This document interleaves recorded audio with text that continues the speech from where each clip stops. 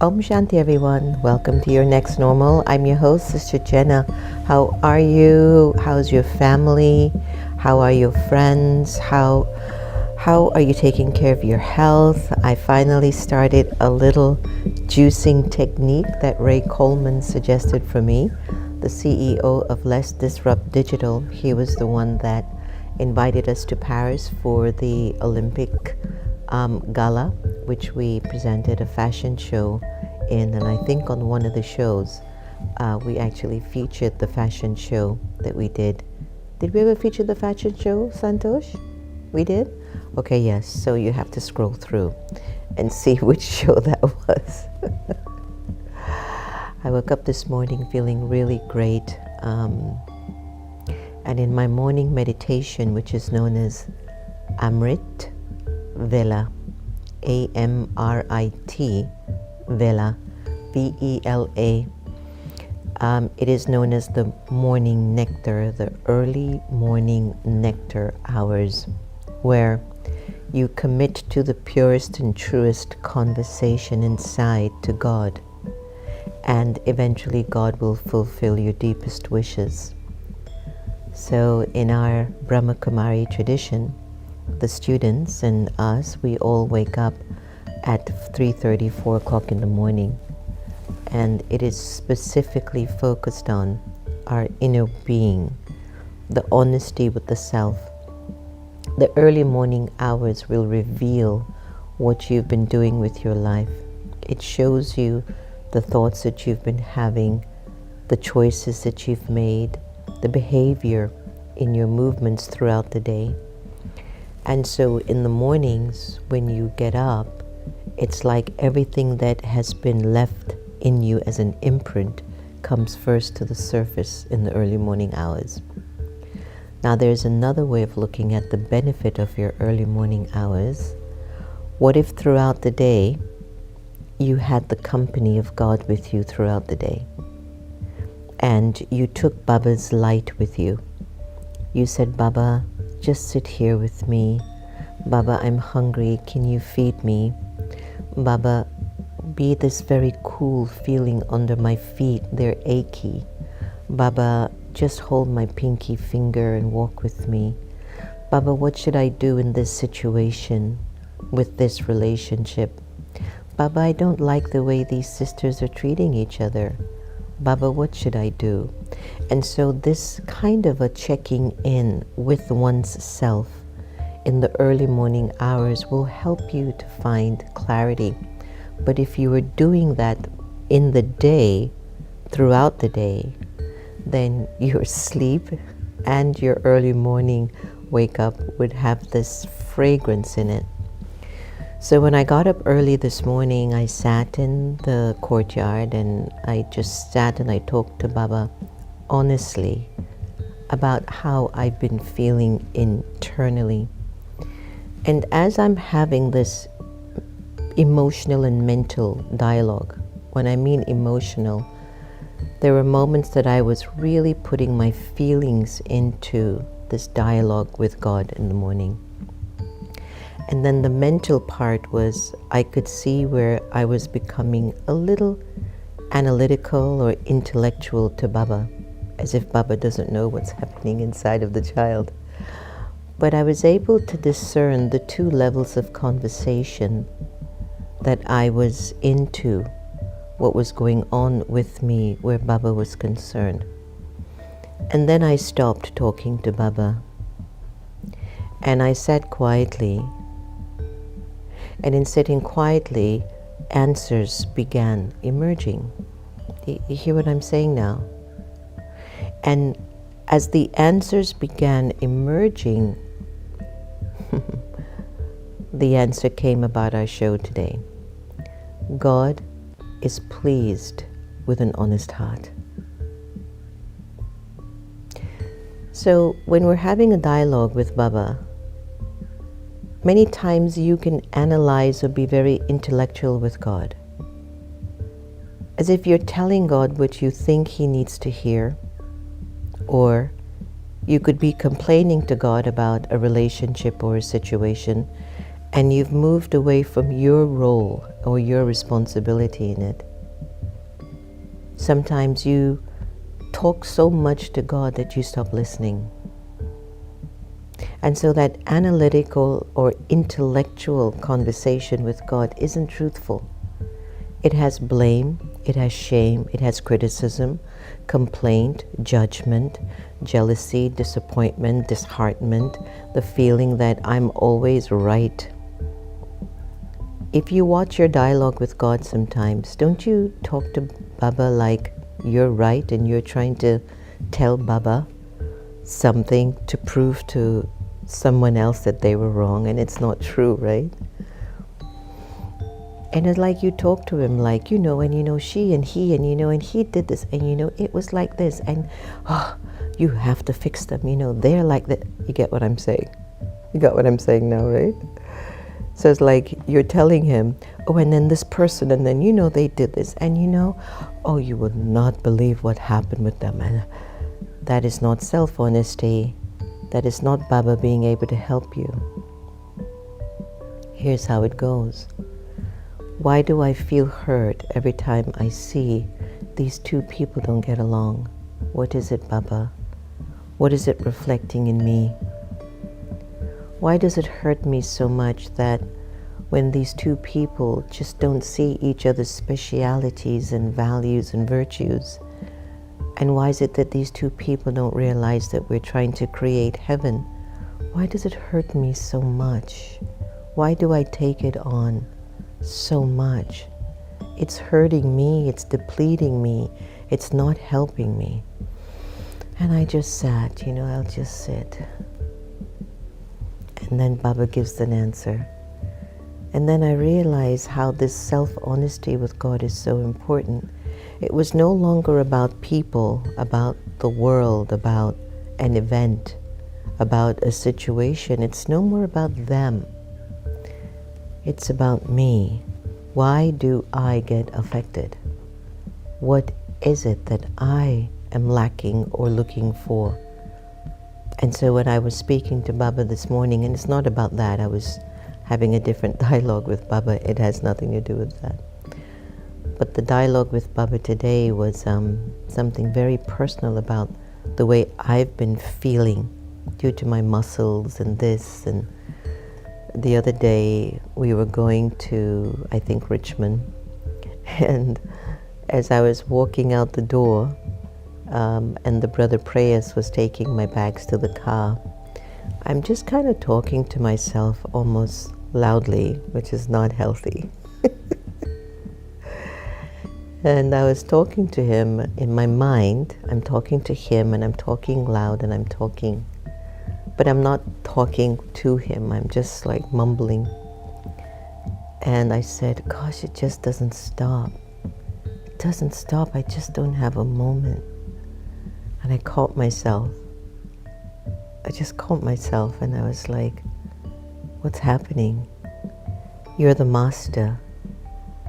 You can determine how things flow around you. But then there's the other side of me where, but people need help. There's a need for help. I have to help. And so I'll take care of myself later. Let me help the people now. It's very unique. It's very interesting. Now, we all know this. You can't help people if you can't help yourself. That is a fundamental law. But there's also a balance in when you help others, it's also a help for the self. So I'm rambling on. I don't intend to or mean to. But I'm trying to get to the point. God is pleased with an honest heart. And so this morning when I was speaking to Baba about the way I'm feeling physically, spiritually, emotionally, and I stopped talking to Baba, then automatically Baba brought the answer up to me. And I went, okay, I got it. He told me what to do. And I got it. And that's when I realized in many of the teachings of the Brahma Kumaris, Baba would always say in the advanced classes, the teachings, God is pleased with an honest heart. And many of us just don't indulge in an intimate, private, honest conversation of one's self. We can talk about everything about somebody else. You can give the 411? What is that when you have all the information on someone? What is that number called? Anyway, you can get all of the information on someone. If you ask a person, they will tell you everything that they think about this person or what the person does. But ask the person about themselves, they have no idea. And so when I say God is pleased with an honest heart, it is to help you to get over your limitations and your struggles. It's to develop a humbling part of your personality where you really talk to God honestly about what you're going through, not to try to use your intellectuality on God. It's of no use. That's where I think a lot of people get confused regarding their relationship to God. They're intellectualizing with God, but they're not speaking honestly to God for their answers to emerge. You see, when God gives you an answer from deep within, it is so clear and it is so truthful, it gives you the power to follow. When you're intellectualizing with God and mixing His answer into your thought or thinking of what you think He's saying, it takes such a long time to find your solution. Long time. So being honest with the self might reveal to you messy aspects about your personality. It might reveal regrets, shame, or disappointment, but it doesn't stay like that due to your honesty. Because you're being honest with a soul that has the power to heal you, that honesty becomes the revelation and the healing process and the victory lap that you need to make with oneself. So God will always be pleased with your honest heart, and you cannot and will not and must not be afraid of talking to the divine throughout the day about the way that you're feeling. And when you talk to Baba, He will hear you and the answer will come up for you. And you'll be compelled to follow it gently and lovingly. Every answer that the Supreme will give you will be gentle, will be peaceful, will be strengthening. Sometimes the road is crooked, sometimes it's rocky, but if you commit to straightening it out, He will help you. It will get straight. Let's take a few moments of reflection and meditation. Take a deep breath inside and outside. Breathe in. Breathe out. Breathe in. Breathe out. Breathe in. Breathe out. Just focus your attention on a tiny point of infinitesimal light behind your eyes. The soul.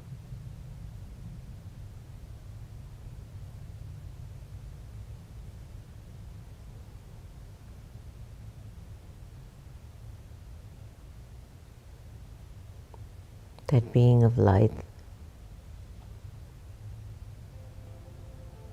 whose original nature is peace.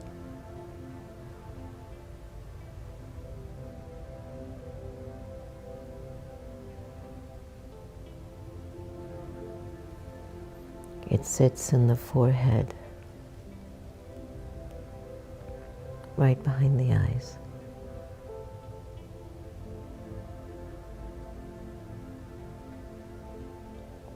And not only is its original state peaceful, it's also very pure and very loving.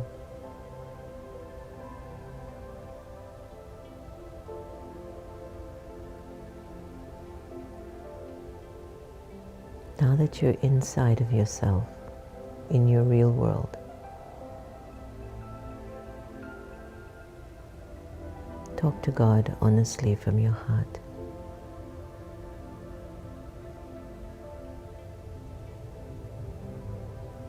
Is there anything that you have been doing or have done that you're feeling a little ashamed of, uncertain or afraid? Tell Him exactly what it is you're feeling.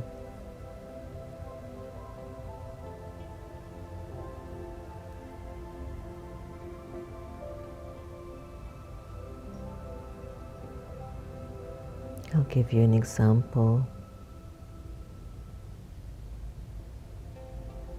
You call into work and you've told your boss you're sick, but you went on a trip somewhere. And you felt you deceived your boss who trusts you.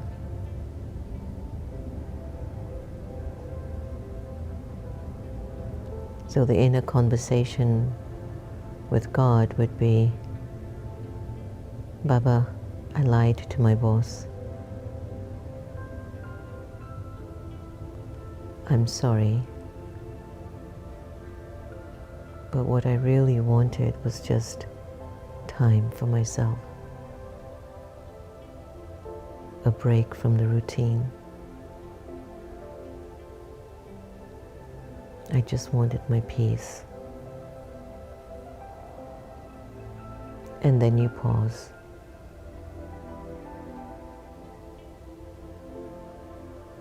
And in this process, your answer will emerge.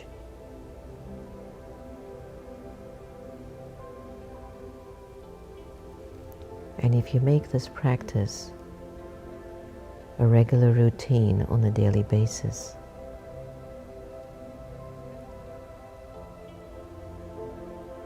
not only will you develop a truthful heart for yourself, but you'll experience a life of freedom, safety, happiness, and discernment.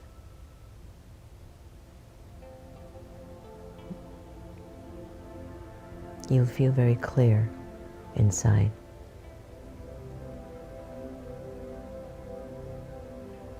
Protected and secure.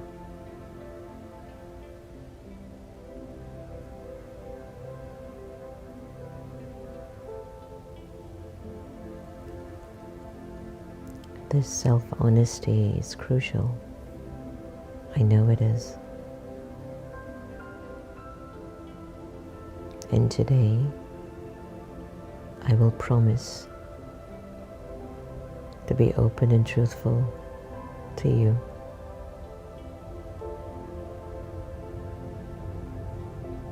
Take a deep breath in. Breathe out. Breathe in. Breathe out.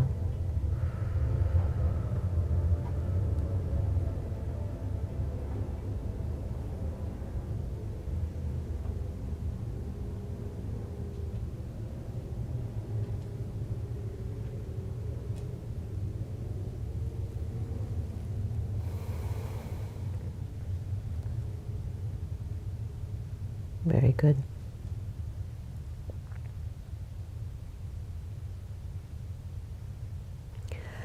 Let's go to our awakened intelligence to see what they would say about having a life of self-honesty. What are the algorithms putting together? What is self-honesty? Self-honesty is the practice of being truthful with one's self about one's thoughts, feelings, motivations, and behaviors.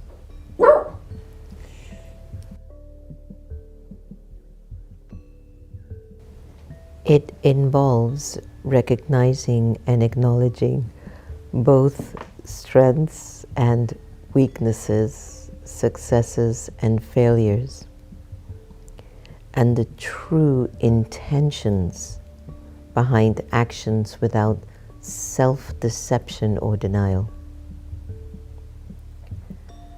Self-honesty is crucial for personal growth, as it allows individuals to confront reality, make more informed decisions, and develop greater self-awareness. By being honest with oneself, a person can identify areas of improvement, build integrity, and maintain authentic relationships with others. That is so true. That is so massively true. Did you hear that, everyone? Please put in the chat if you really understood the importance of this practice of self-honesty. It is so vital for the self. We had a meeting for a political wing of our family, and in the meeting of the political wing, it was discussing the importance of being neutral, and specifically not publicly taking sides of anything, but to still be authentic in engaging in our system and voting your heart and voting what you feel is right. But sometimes when it comes on to political issues, there is such a lack of trust in government. And so whenever you talk to people about political interest, there's a very passionate expression. Some people get extremely angry, whatever your voting decision might be. And so I had made a suggestion in the meeting, and I asked the question, what is it about politics or choosing a political candidate that touches our feelings? What is it? What is it touching inside the soul? And I talked to Baba about it the other day, and in the morning Baba gave an answer. And Baba said, remember I've told you that as is the king, so will be the citizens. And he kept reminding me of that again and again. The personality and the nature of the king will also be in the citizens. And if the citizens or the residents of that country have a particular attitude or personality, they will be attracted to that king. And so I think what it is that when you like oranges and the other one likes banana, and they're not together, then it gives you an idea of just what you believe in. That some people are married to an orange and the other person is married to a banana. You know, one person is a banana in the marriage and the other one is an orange. And they have to find a way to get along, even though they have two different flavors. And again, Baba gives answers for everything, you know, even though they're there. So each one supports their resonance in personalities. They will say it's policy, but it's really personality than anything else. Today's Avak Signal, this particular age is known as the confluence age, and it's an age of happiness. At this time, all obstacles are bidden farewell. They go farewell for a very long time. And so always remember that you are a victorious jewel of every cycle of time. So let the drums of victory continue to beat in your heart, just as the bugles of victory are blown. In the same way, make a connection with God the Father through your remembrance, and let these bugles continue to keep playing. Let the dance of happiness continue to dance inside of you and maintain your happiness. Maintain your happiness. Ability, huh? Then we will pause for a moment for our beloved Sister Gita effect and hear what she has to say to bubble with a little bit more happiness.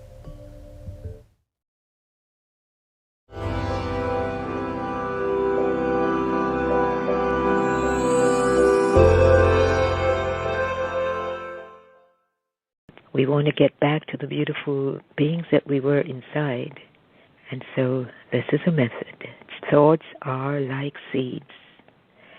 As are my thoughts, so will be my attitude and my behavior. Therefore, my focus shouldn't be so much on wrong behavior as on the thinking which causes it. I need to be aware of how much damage is caused by having negative thoughts.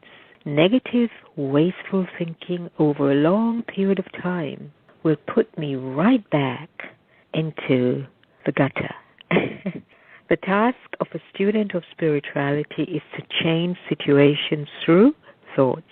I must change myself first, then I can change the world. Think. I am pure energy. I came here as pure energy. My home is a light, a place of light energy. I go to that world of pure energy, and there is a source of divine pure energy. I recharge myself with this energy. I fill up with pure energy. Pure energy emanates from my mind, my soul, and radiates to the planet Earth, to all my brothers and sisters. I am a being of pure light energy.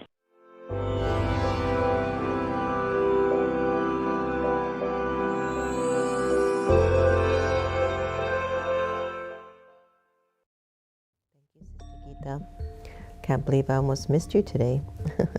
Good morning, everyone. Hi, Joanne. If I'm not honest with myself, then will always be misled by myself. Gurminda, how can we build strong willpower? It comes with self-honesty. A lot of times we surrender to the wrong things inside and with other people. We let other people too much inside by determining how I will feel because of the way that they are treating me and giving me this or that. But willpower also gets built with self-honesty, Govinda. You will develop a lot of willpower when you are truthful to the way you are feeling and not expect the other person to treat you the way that you want to be treated. You have to stand your ground internally and be truthful to build your self-worth and self-respect in order to gradually build willpower. When it comes to willpower, it doesn't happen overnight. It is a gradual development. Hi, Melissa. Good morning. Glad to hear that. Napfi, Rise of Coaching. Hi, Erica. Nice to have you on today. Kambili, Lee, Kushali, Mukta. Hi, Jackie. Om Shanti. Ascension Media. Nice to see you. Keep shining and glowing. Kaila Shakdev, Sentil, Tulasi, Dinesh, Wendy, Lilawati, Sonia C, Anita, Lindia Grant Show. Hey, Lindia. Nice to have you. Shobha and Rashmi, Yukti, Suhog, Gigi, Indu, and Divya Baba. Thank you for joining us today on another wonderful episode of The Next Normal. I hope it continues to help you to rise and to make your life like a diamond. Each show has a different topic, different vibration, different energy, different purpose in terms of raising your value, but the intent stays the same, that we will grow together, not alone. Take care of yourself, take care of each other, and do remember, if you'd like to reduce attachment, practice loving everybody the same. Be well.